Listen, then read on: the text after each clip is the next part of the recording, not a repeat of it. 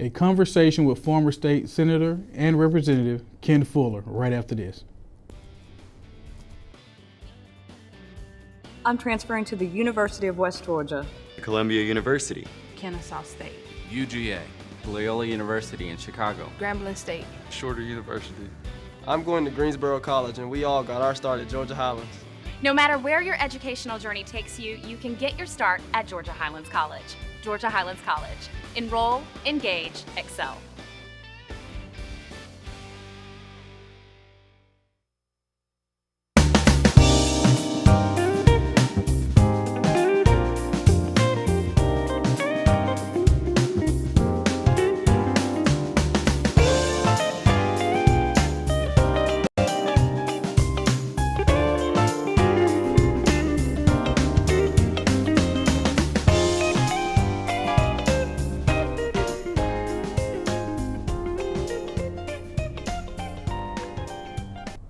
Welcome to Community Watch.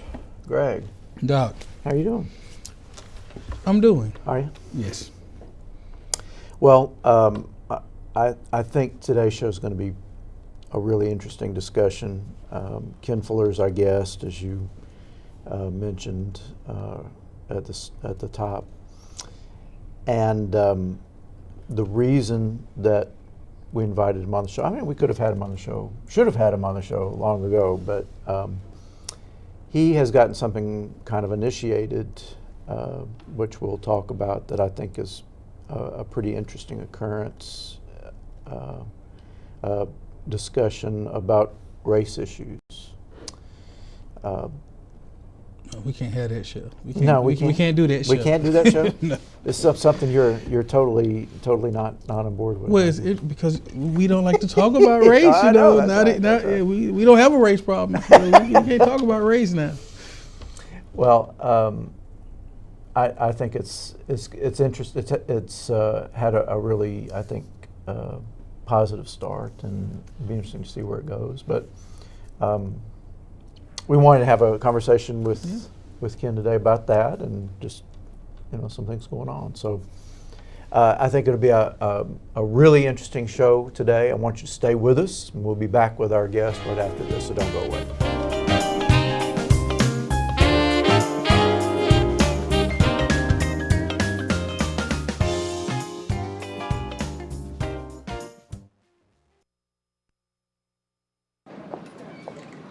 Hi, may I please have an application? Thank you.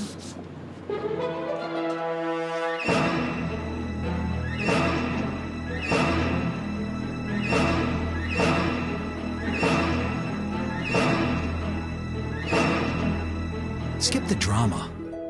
Get your diploma. Okay. Take that first step towards a better future. Find free adult education classes at finishyourdiploma.org. Welcome back to Community Watch, and we're very happy to have with us today Ken Fuller. Welcome to the show. Thank you. I don't know how you have escaped being on the show previously. How did we let that happen? How did you let it happen? That's my fault. Well, we're glad you're here today. I'm honored to be here. Thank you. So, it was a few weeks ago, you held a starter meeting for a group of people that you invited to get together to talk about racial issues. So tell us a little bit about what prompted you to do that. Okay, thank you. I will, and I'll try to make it as brief and concise as I can. That's all right. We'll stop you if we have to. Okay, thank you. Back 3 years ago, the shooting death of Trayvon Martin affected me greatly. I don't know necessarily why. Perhaps it was that time in my life. It just happened at a time when I was sensitive to it, and I had just, frankly, I had just gotten back into church for the first time in probably 25 years. I had been away from organized religion, I suppose, for about 25 years. And I found, it's wonderful. It's a wonderful church and wonderful church people. But getting back together with these people gave me a large group of folks my age that I hadn't been around in quite a long time. And I found that that trial divided people, and people had opinions about it that were really divergent. But for the most part, I felt that, and I don't mean just the church, but everybody I come in contact with in the community who looks like me, you know, old and white. For the most part, the great majority of them, I felt, blamed the child, Trayvon Martin, for what happened to him, and that bothered me some. And then once the trial ended, I expected the trial to end as it did because being an old criminal defense lawyer, I saw that case, there was a way it could be defended, and jurors take the reasonable doubt extremely seriously, so I wasn't necessarily shocked that he was not convicted. I was disappointed, but I certainly wasn't shocked. It was a decision made by a jury who could not find beyond a reasonable doubt, which is a really, really heavy burden on people trying to do the right thing. But the comments that followed in the media and on the street and everywhere else after that verdict, it seemed like that everybody I knew was asking me, because they knew I was a lawyer, what'd you think about that verdict? And somehow or another, I got the feeling they wanted me to high-five them or give them the fist or something. And I felt guilty about it. I couldn't join them in that feeling. And I shortly read an article that followed within a few days of that verdict by a Christian writer and a member of the Sojourners. His name was Jim Wallis, W-A-L-L-I-S, and he wrote an article he entitled "Lament from a White Father." And in that article, he said some things that really pierced me, and basically said, you know and I know, if my son in that same city, in that same setting, in that same neighborhood, had left mine and his mother's side that evening, he would have come back to us. But because this child was black, he did not. And that bothered me. So that was it, really, what's got me, affected me greatly. And sadly, that situation has seemed to be just one of a series. Yes. At that time that happened, I felt that I needed to do something. I didn't know what, but I felt I suppose, particularly with me, we need to do something. What can we do to change the status quo? And I thought about the possibility of writing a column then about that, and maybe saying to people, do you feel like I do? If you do, let me know. I didn't, though. I let it die. And then the litany of shootings that followed that, Eric Garner, Tamir Rice, and on and on and on. And what happened, obviously, in Ferguson, Missouri. It seemed like somebody was beating me, on the chest and saying, listen, or tapping me on the shoulder very strongly, saying, you let it die. You didn't respond. And so I wrote that article that I had wanted to write 3 years before.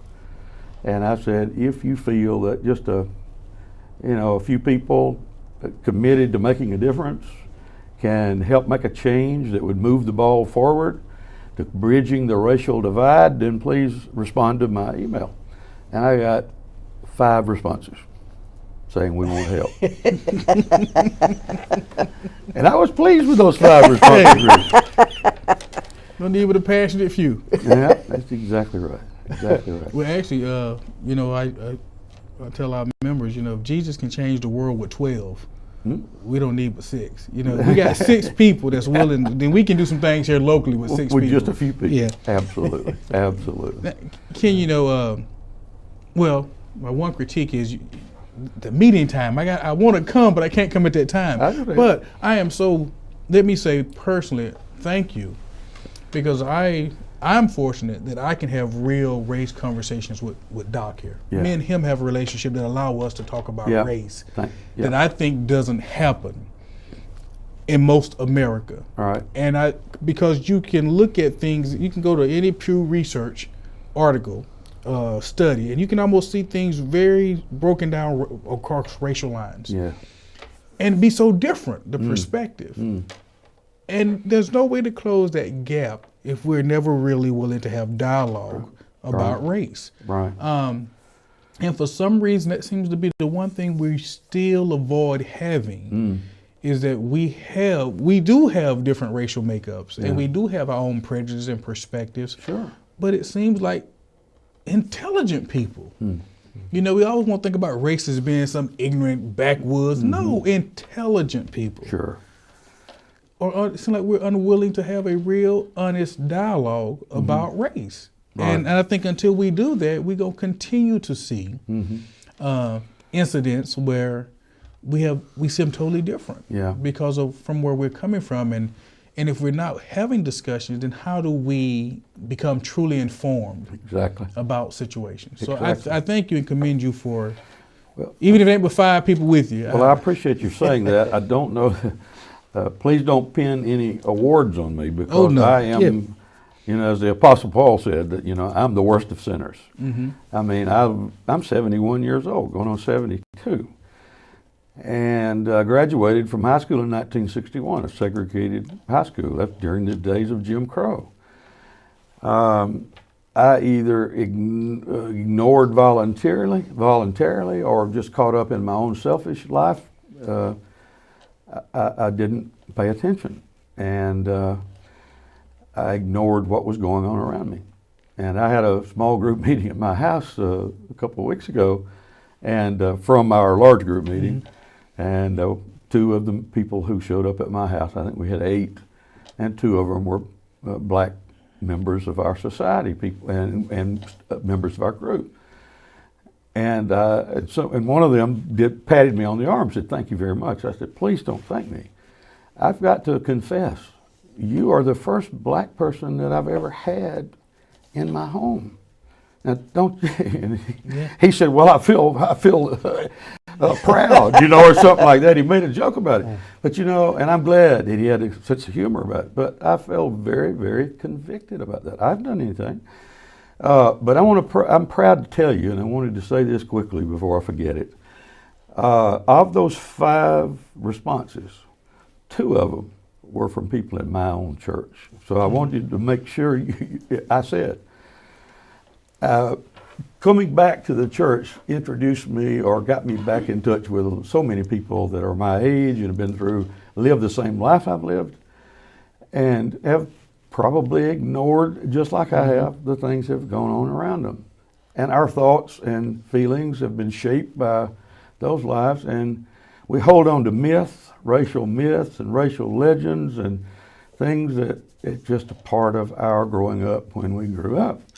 But I'm so proud to say that 40% of the responses came from my own church body, and I never, ever mentioned my intent to those people. They responded something to that article, and one of those 2 was someone I had never met. So I'm proud to say that, and so that's the way it got started. It was just that article, and those 5 people. I had a meeting. I scheduled a meeting, and I said, "Let's have the meeting, and let's see what happens from it. You're free to invite anybody you wish that you think could benefit from this, or feels like that you're willing to move the ball forward." And so I expected, somebody asked me, "How many do you expect at the meeting?" And I said, in fact, the lady that was preparing the food, I said, I expect 5 to 40. And we ended up with 22 people. Wonderful, wonderful experience. Oh, man. Well, we're coming up on a break. So we'll talk some more about this group and where you think it might lead, but also some of the larger issues that makes it necessary. Stay with us. We'll be right back after this.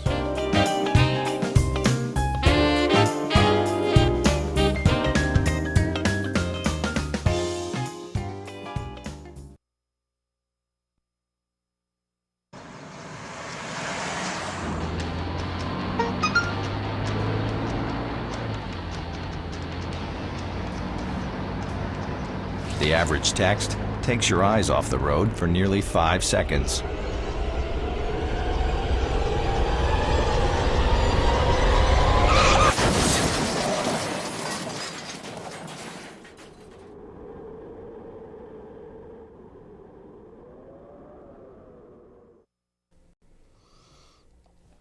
Welcome back to Community Watch. We're having a conversation with Ken Fuller, who has started a discussion about race with a group of 20-something. 22 people, I think, was at our first meeting. There are more than that, I think. On the list, some could not come. Exactly. I will tell you though, you talk about dinner. Actually, it's a test. I call it the racist test, but it really should be, do I have a problem with race test? And that is actually what I ask people. Have you had someone in your house to dinner of a different race? It's not empirical, it's not scientific, but if you can't say you have, then that should say something to you. That you should have to ask yourself, why not? Because we go to lunch, we do all this stuff around work, but to me, inviting someone into your home, see, that's different. That's personal. That's a little bit more intimate.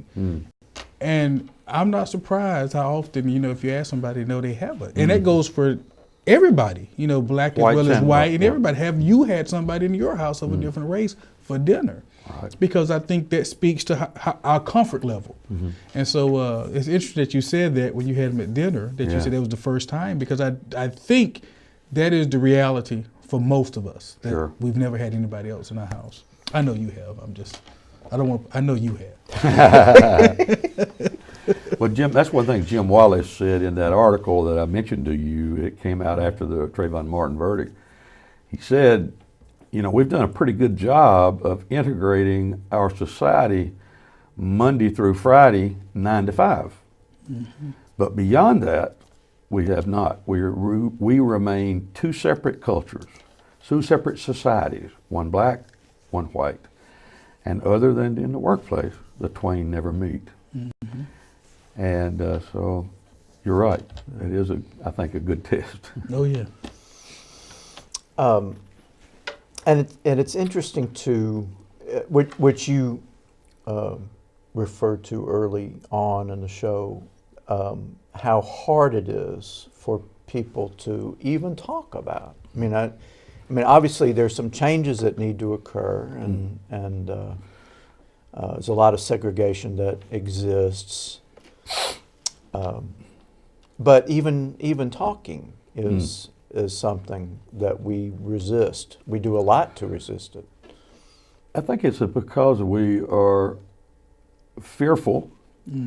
First of all, we're fearful of exposing our own prejudices, perhaps, because all of us, as you said, intelligent, good-thinking, educated people, we know we should not hold on to these feelings. We know in our hearts and our minds it's contrary to what we believe, but there's something about it. And so our group has had our small group discussions.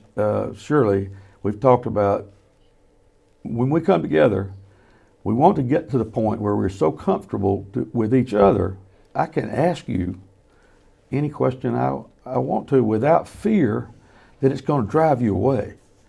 And I know that our people wouldn't be there if they didn't have a heart of wanting to do something. And the dialogue you and John had, you said John and I have Doc and I have the ability to talk together, and that solves a great need that you both have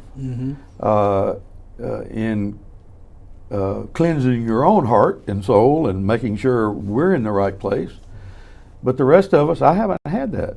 I could have. I didn't seek it out. I didn't make it a point to be important in my life.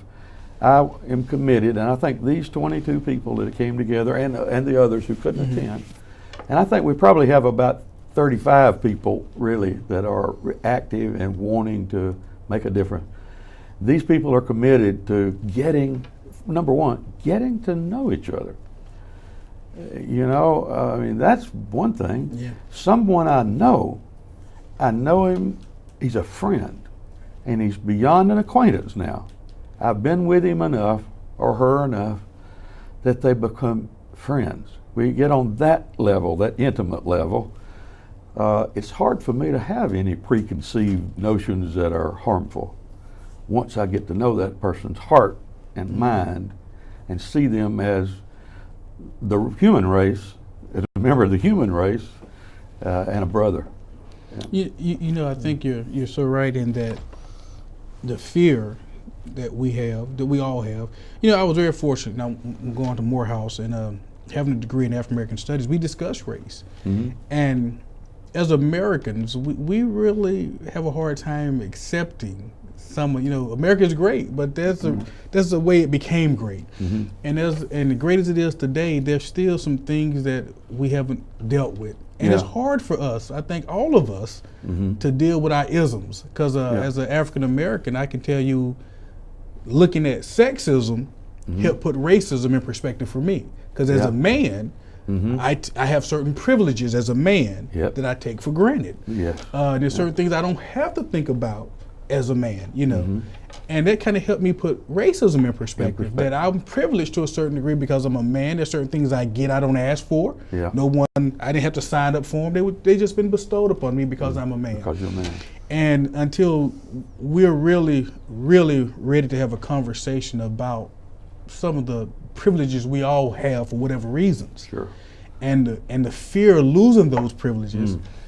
And I think that takes a lot of courage because I know we have conversations and Doc can just ask me honestly. He said, let me ask you something.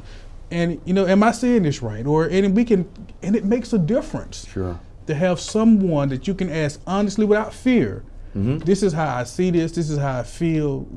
Now give me your perspective. And let's discuss this. Wonderful. And it really changes perception because now I don't agree, but I understand why you see it that way. But that takes a lot of, you know, we have to be vulnerable. Absolutely. And I think that's a fear that we have of being vulnerable and admitting, you know, that yes, I've done that, or I've ignored that, or I don't want to discuss that. But that's why I commend you because, you know, somebody has to say, because I feel as an African American, I can't really solve race issues for white people. That's something white people have to say we want to deal with. And if I say it, it's totally different than when you say it. If you say that, I got a problem with that Trayvon Martin case. That's perceived differently than when I say it. You say it, Right. They're one of our group members. I remember, was it Cheryl Jenkins or one of our members, our attendees at our first group meeting, said the very same thing you did. She was bothered by the fact that because she was white, we because we're white. There's a subtle racism that we don't recognize because we were born white, and therefore there are certain things that are open and available to us simply for no merit in any way, just because we were born in a culture. And I'm not condemning the South. I'm a Southerner. I love the South, and I'm conservative in many ways. A lot of people would read my column and call me a bleeding heart liberal, but I think I'm more centrist than anything else. But I love the South, and I love our people, and the people that I know. And I talked to you about the people that are my age and that are white like me and have the same sort of preconceived notions and came up the same way I do. They're good people. 99% of them are just great people. Great hearts, and they love our society, they love our country, and that kind of thing. And I want to make sure that I make it clear that I am not condemning Rome or Floyd County or the people I grew up with and went to high school with, not in any way. They grew up like me, and as a result of that, certain privileges come to us simply because we were white. And we want to acknowledge that, and we want to take on the issue or the discussion of race without fear with our black brothers and sisters. Oh, yeah. Do you have a sense of where this group is going to lead? You know, I was, the first meeting, I told them that I was so scared, I was so nervous just speaking to them because I had no agenda. I didn't know where it was going. I didn't know where I wanted it to go. And it was suggested to me by a friend, you've said enough in your column, break them into small groups and let them get together and talk about what issues they see and how they, and when you do that, we'll come up with a dynamic that you're going to come up with ideas from people, and perhaps we can put all that together and melt it together and come out with something good. I really think something good and positive is going to come from it. I really do. But there's no plan. There is no ultimate goal. I mean, I just give you an example. In our first meeting, my little small group meeting, everybody had their say, and it seems that it boiled down. The one issue that was most important to them was do we have anything in place in our community in regard to policing? Have there been plans made by the administration of the Rome Floyd police departments that would prevent us or assure us that we won't become a Ferguson, Missouri casualty? And so I think that something that will come out of it that our group is going to want to meet with the police chiefs, the sheriff of this county, just to find out what their plans are and what they perhaps have already thought of and put into place, and to perhaps make suggestions. Well, we're coming up on another break here. When we come back, we'll have a little more here with Ken Fuller, so don't go away.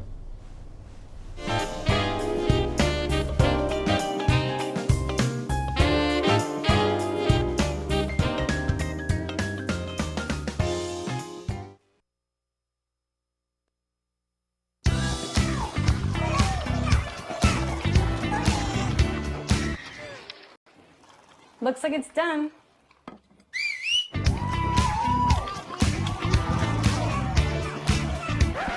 Don't let salmonella get funky with your chicken.